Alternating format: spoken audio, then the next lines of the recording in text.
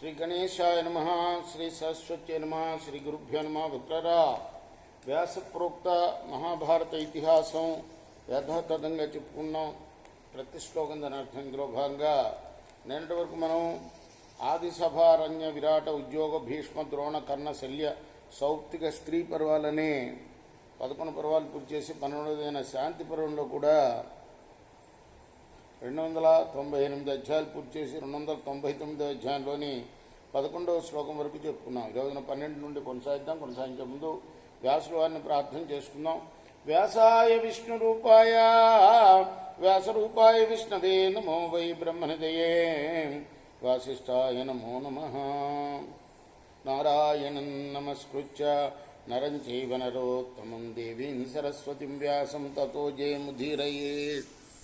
అంజనానందనం వీరం జానకీ శోకనాశనం కపీ సమక్షం తారామందే లంకాభయంకరం.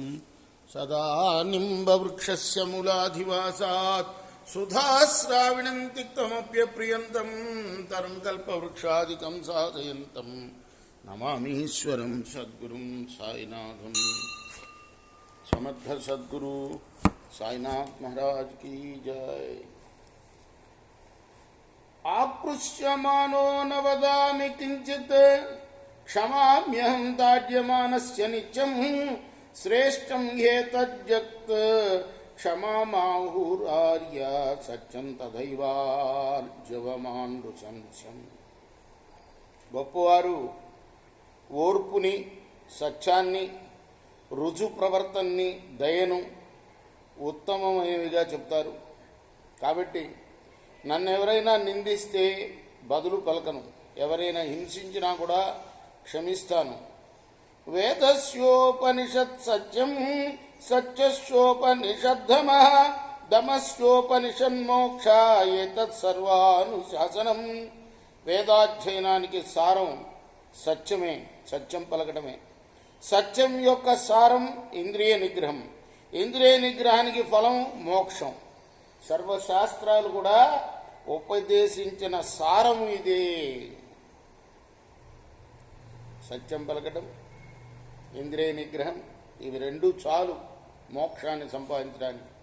మానవ జన్మకి సార్థకత ఏమిటయ్యా అంటే మోక్షాన్ని పొందటమే.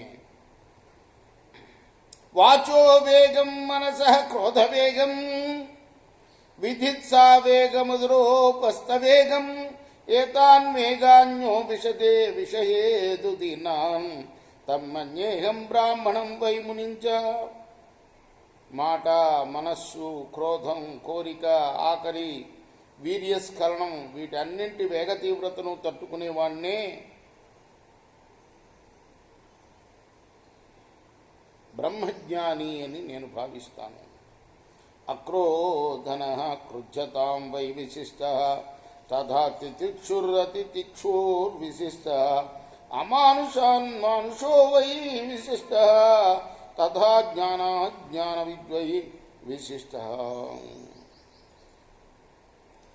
ఎల్లప్పుడూ కోపంతో కుతకుతలాడేవాడి కన్నా కోపం తెచ్చుకోనివాడు శ్రేష్ఠుడు. ఓర్పు లేనివాడికన్నా ఓర్పు గలవాడు ఉత్తముడు. ఇతర ప్రాణుల కన్నా మనుష్యుడు గొప్పవాడు. అజ్ఞాని కన్నా జ్ఞాని విశిష్టుడు. అకృష్యమానో నాకృష్యేత్ మన్యురేనంతి దీక్షిత ఆక్రోశ్చారం నిర్దహతి సుకృతం చాస్య నిందతి. ఇతరులు తీవ్రంగా నిందించినా దానికి బదులుగా నిందించని మనుష్యుడు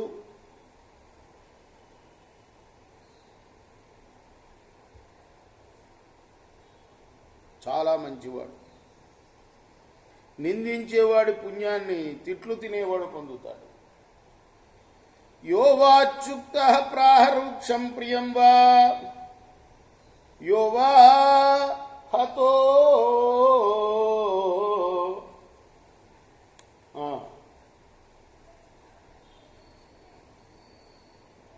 న ప్రతిహంతి ధైర్యాత్ పాపంచయో నేచ్చతి తస్య హంతుః తస్యేహ దేవా స్పృహయంతి నిత్యం.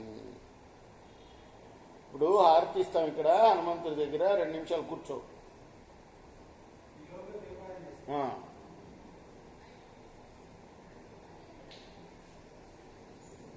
తనను మాట్లాడినా, పరుషంగా ఎవరన్నా మాట్లాడినా నిందించని వాడు, ఆప్యాయంగా మాట్లాడేవాడు, ఒకరి వల్ల తనకు దెబ్బలు తగిలిన ధైర్యంతో ప్రతీకారంతో కొట్టనివాడు, అతనికి కీడు కలగాలనుకొననివాడు. ఇటువంటి వ్యక్తిని దర్శించాలని దేవతలు కూడా తహతలాడుతూ ఉంటారు. కృష్ణాత్మ. స్వస్తి ప్రజాభ్య పరిపాలయంతాం న్యాయేన మార్గేణ మహిమహీషా గోబ్రాహ్మణేభ్య శుభమస్తు. లోకా సమస్త సుఖినో భవంతు. కృష్ణాత్మ.